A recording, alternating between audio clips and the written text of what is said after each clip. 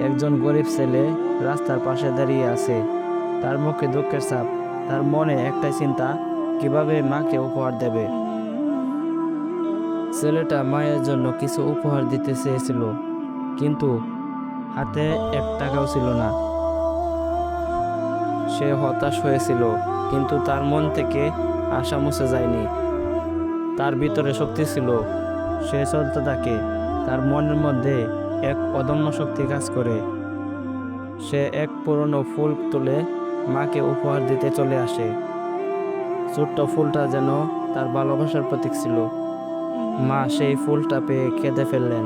চোখে জল ছিল, তবে মুখে হাসি। মনে হলো সন্তানের জন্য কোনো উপহারই সবচেয়ে বড় নয়, কারণ সন্তানই তার জীবনের সবচেয়ে বড় উপহার।